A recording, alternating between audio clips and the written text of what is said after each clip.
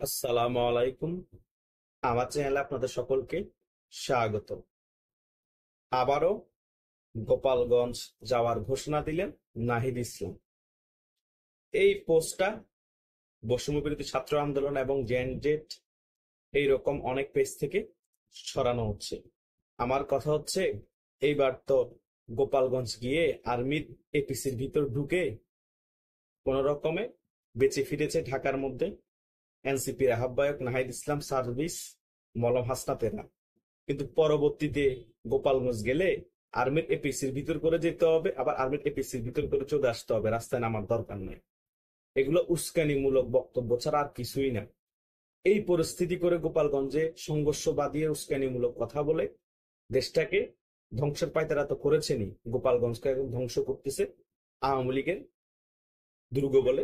সে কারণে আমার কথা হচ্ছে, বাংলাদেশে প্রত্যেকটা দলের বিভিন্ন জায়গায় দুর্গ আছে। আওয়ামী লীগের যেমন গোপালগঞ্জে দুর্গ, শরীয়তপুর এগুলোর মধ্যে একটু ভালো অবস্থান আওয়ামী লীগ আছে। রংপুরে জাতীয় পার্টি, বিএনপিরও এরকম অনেক জায়গা দুর্গ আছে, জামাত ইসলামীরও কিন্তু অনেক জায়গায় এরকম দুর্গ আছে। তাই দুর্গ ভাঙার জন্য তোমরা আর্মি, পুলিশ, র্যাব, বিজিবি কে ব্যবহার করছো, সাধারণ গোপালগঞ্জবাসীকে গণহত্যা করাচ্ছ। এটা মোটেও কাম্য না। আর সাধারণ জনগণ এই সকল বিষয় মোটেও অ্যাকসেপ্ট করছে না। মনে করতেছো তোমাদের পাশে সাধারণ জনগণ আছে, মোটেও তোমাদের পাশে সাধারণ জনগণ নেই। গোপালগঞ্জের ব্যাপারটা এখন তোমরা পারবা তুলানোর মেইন রিজন হচ্ছে এই জিনিসটাকে ক্যারি করা। আর আগস্টের মধ্যে সেম 5ই আগস্টের হিসাব করে আগস্টে আবার বড় একটা অঘটন ঘটানো গোপালগঞ্জে, মানে বুঝাতে চাচ্ছ আগস্টে আবার আমরা গোপালগঞ্জ জয় করেছি 5ই আগস্ট। সে কারণে তার প্রসেস তৈরি করতেছ। সারা বাংলাদেশের সকল শিবির ক্যাডার, এনসিপির ক্যাডার, আরো বিভিন্ন ক্যাডার মজুত করতেছ গোপালগঞ্জে হামলা করার জন্য, পুলিশ সহ, আর্মি সহ। গোপালগঞ্জবাসী বসে থাকবে না, গোপালগঞ্জবাসীর সাথে সারা বাংলাদেশের মানুষ যুক্ত হবে।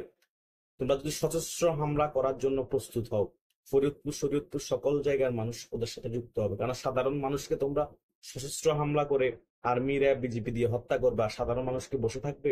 তোমরা তো যাওয়ার আগে হুমকি দিয়েছই যে আমরা যুদ্ধ ঘোষণা করব।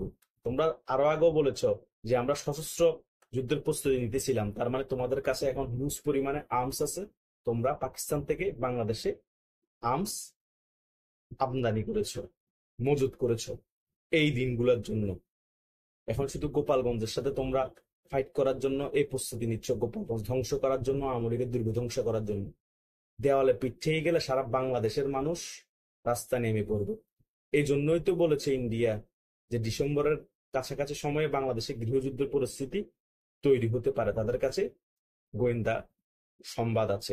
এই কারণে তোমরা যে প্ল্যানিংটা করছো, এটাও কিন্তু ইন্ডিয়াও বুঝতে পারতেছে, সাধারণ জনগণও বুঝতে পারতেছে যে তোমরা সশস্ত্র যুদ্ধের প্রস্তুতি নিচ্ছ। বাংলাদেশ বাংলাদেশ একটি গৃহযুদ্ধ সংগঠিত করবা।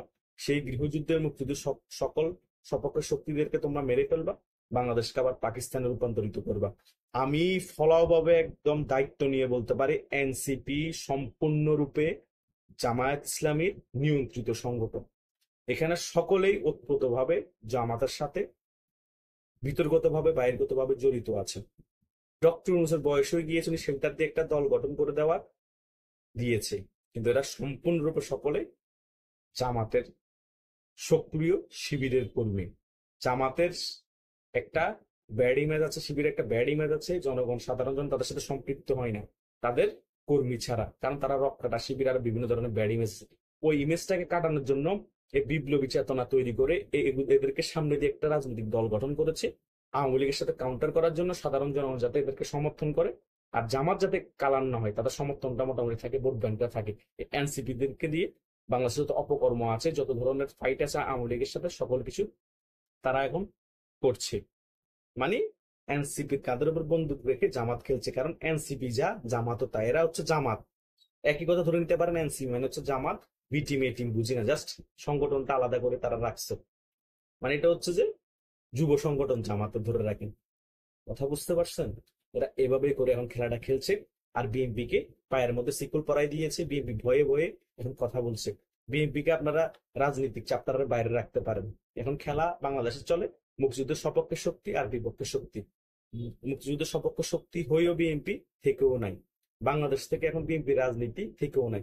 জাস্ট একটু মজাতে আছে তারা, যে আগে জেলে টেলের ভয়ে ছিল, রাজপথে নামতে পারতো না, এখন অন্তত দান্দা মান্দা করেও চলতে পারতেছে, জেলের ভয় নেই, এই কারণে বিএনপি এদিক দিয়ে আরামে আছে। তাছাড়া বিএনপি রাজনীতি যত জনসমর্থন থাকবে তাদের সাংগঠনিক ভাবে কোনো কিছুই পরিলক্ষিত হচ্ছে না। ঘুরে ফিরে খেলা 1971 হিসাব চলে আসে, স্বাধীনতার পক্ষের শক্তি আওয়ামী লীগ, বিপক্ষ শক্তি জামাত, এখনো সেম রাজনীতি।